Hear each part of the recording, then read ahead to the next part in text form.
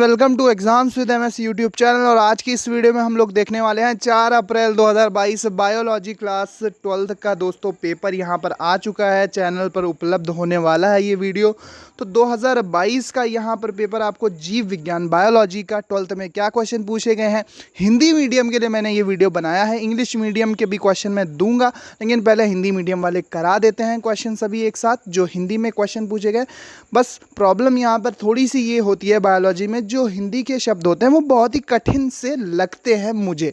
आपको लगते हैं नहीं लगते ये आपको पता होगा, लेकिन बायोलॉजी की जो हिंदी वर्ड्स होते हैं वो थोड़े कठिन होंगे, अभी आपको खुद ही समझ में आएगा। बट चलिए देखते हैं पेपर। तो 348 GR इसका कोड है, 153 विषय कोड है, पूर्णांक 70 होता है, 3 घंटे 15 मिनट।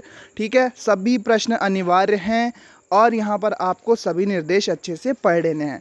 अब चलते हैं, सबसे पहला प्रश्न देखते हैं क्या पूछा गया दोस्तों।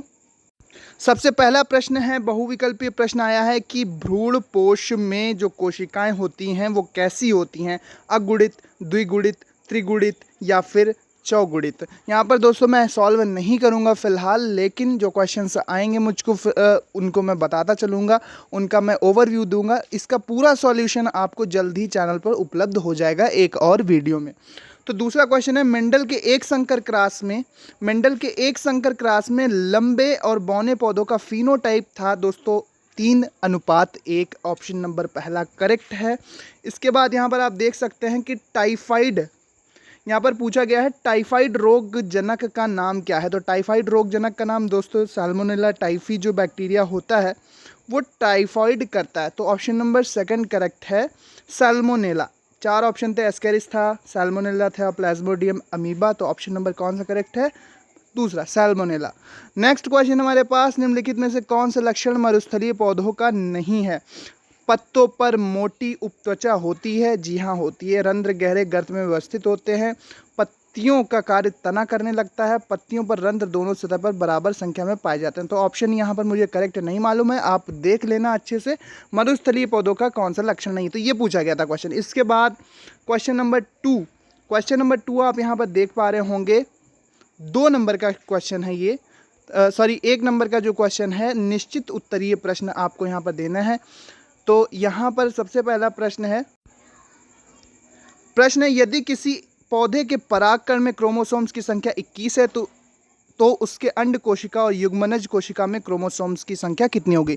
तो दोस्तों अंड कोशिका में तो 21 ही होगी और युग्मनज कोशिका में 21 दूना 42, यानी कि डिप्लॉयड सेल हो जाएगी, 2 गुना क्रोमोसोम्स हो जाएंगे। ठीक है, उस एंजाइम का नाम लिखिए जो जीवाणुभोजी बैक्टीरियोफेज में डीएनए को काटता है। ठीक है, जीवाणुभोजी में डीएनए को काटता है, उस एंजाइम का आपको नाम लिखना है। केवल नाम लिख देंगे 1 नंबर मिल जाएगा। 4 घातांकी वृद्धि को समीकरण सहित लिखिए। पात्रे निषेचन, अब दोस्तों मैंने बताया था कुछ वर्ड कठिन पड़ेंगे। पात्रे निषेचन क्या होता है, इन विट्रो फर्टिलाइजेशन जो IVF तकनीक होती है टेस्ट ट्यूब बेबी की, उसको पात्रे निषेचन कहते हैं। उस पर आपको संक्षेप में लेख लिखना है। दूध से दही बनने वाले बैक्टीरिया का नाम क्या होता है, तो लैक्टोबैसिलस लैक्टिस बैक्टीरिया दूध से दही बनाने का कार्य कर देता है। नेक्स्ट क्वेश्चन है हमारे पास, अनिषेक जनित फल क्या है, एक उदाहरण दीजिए। समयुग्मजी अलील जोड़ा से आप क्या समझते हैं, उदाहरण दीजिए। नेक्स्ट क्वेश्चन है, क्षयोदभिद का उदाहरण दीजिए। देखिए आप समझ सकते हैं कि यहाँ पर कठिन हिंदी के वर्ड आ रहे हैं, क्योंकि पेपर ये NCERT से बनता चला आ रहा है। पिछले 2-3 सालों में आप देखेंगे तो NCERT की बुक में, जो हिंदी की बुक से अगर आप पढ़ते हैं तो काफ़ी कठिन हिंदी वर्ड्स आपको देखने को मिलेंगे बायोलॉजी में। तो आपको चाहिए कि इंग्लिश वर्ड भी आपको ध्यान हो, ताकि आप उसको आसानी से समझ सकें अगर कहीं पर समस्या आती है। नेक्स्ट क्वेश्चन है हमारे पास, काई प्रोटीन क्या है, इसे पैदा करने वाले जीव का नाम लिखिए। बायोरिएक्टर पर संक्षिप्त टिप्पणी लिखिए। काई प्रोटीन पर आपको लिखना है और फिर बायोरिएक्टर पर संक्षिप्त लेख लिखना है। 2-2 नंबर के ये क्वेश्चन है दोस्तों। ठीक है, अब क्वेश्चन नंबर 4 स्टार्ट होगा। यहाँ पर क्वेश्चन नंबर 4 क्या पूछा गया है, शीत निष्क्रियता तथा ग्रीष्म निष्क्रियता के मध्य अंतर कीजिए। शुक्राणु जनन स्पर्मेटोजेनेसिस क्या है, संक्षेप में शुक्राणु जनन की प्रक्रिया का वर्णन कीजिए। ये आप देख सकते हैं कि कैसे प्रश्न पूछे जा रहे हैं। अगर आप अगली बार 12th में जाने वाले हैं तो ये पेपर आपके लिए मॉडल पेपर का काम करेगा दोस्तों, जिससे आप अपनी तैयारी को और भी ज़्यादा बेहतर बना पाएंगे। नेक्स्ट क्वेश्चन है हमारे पास, निम्नलिखित पर संक्षिप्त टिप्पणी लिखना है आपको।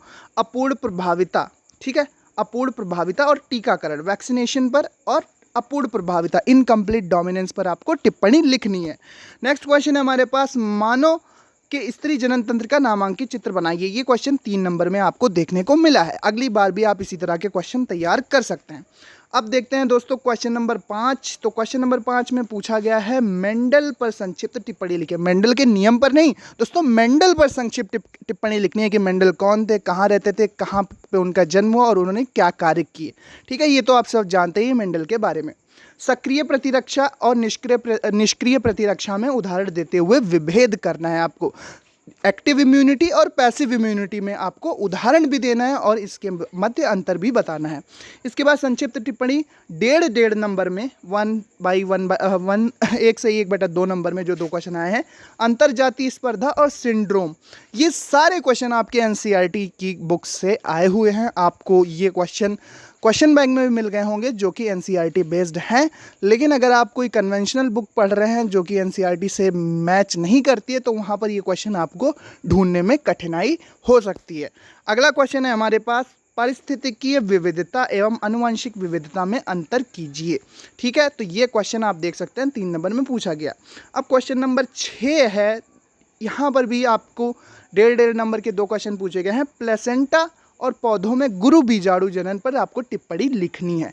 प्लेसेंटा क्या है? एक रचना होती है जिससे माता के शरीर से शिशु को भोजन प्राप्त होता है। ये जंतुओं में पाई जाने वाली रचना है। पौधों में गुरु बीजाणु जनन आप टिप्पणी करेंगे।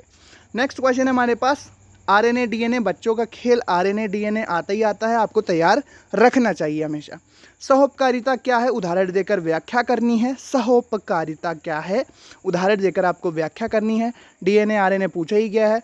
बीज पत्राधार एवं बीज पत्रोपरिक के मध्य अंतर कीजिए। दोस्तों अब इसकी आपको इंग्लिश पता होनी चाहिए क्योंकि वर्ड थोड़े कठिन पड़ेंगे, इसीलिए मैं इंग्लिश का जो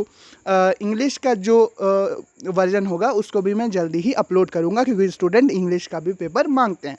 अगला क्वेश्चन है दोस्तों हमारे पास विस्तृत उत्तरीय प्रश्न। इसमें क्या पूछा गया है? विस्तृत उत्तरीय प्रश्न में पूछा गया है, जैव विविधता को परिभाषित कीजिए। बायोडाइवर्सिटी को परिभाषित करना है। इसको क्षति पहुंचाने वाले कारणों और कारकों का वर्णन कीजिए। फिर से पढ़िए एक बार, जैव विविधता को परिभाषित कीजिए। जैव विविधता को परिभाषित कीजिए। इसको क्षति पहुंचाने वाले कारणों और कारकों का वर्णन कीजिए।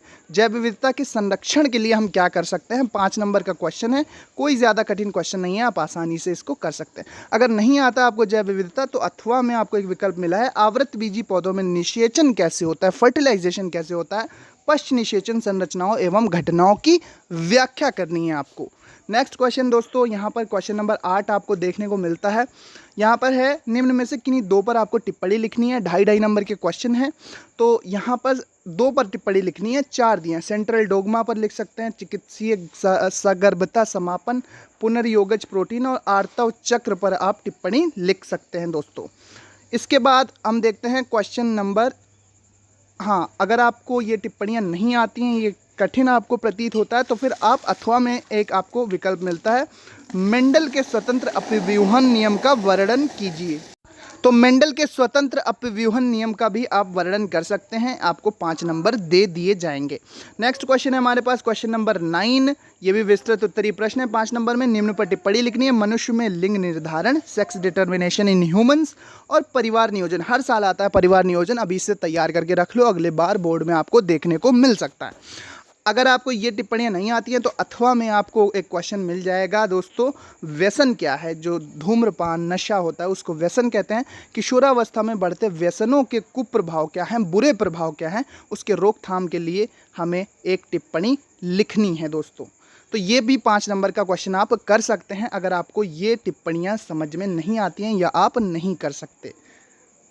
तो ये दोस्तों था पूरा पेपर। आप समझ गए होंगे कि किस तरह से आपको अगले वर्ष में 2023 में इस पेपर को टैकल करना है और किस तरह से आप इसको कर पाएंगे।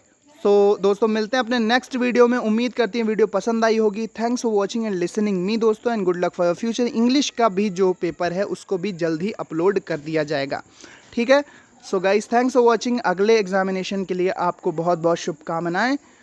सो मिलते हैं अपने नेक्स्ट वीडियो में। Thank you and bye bye.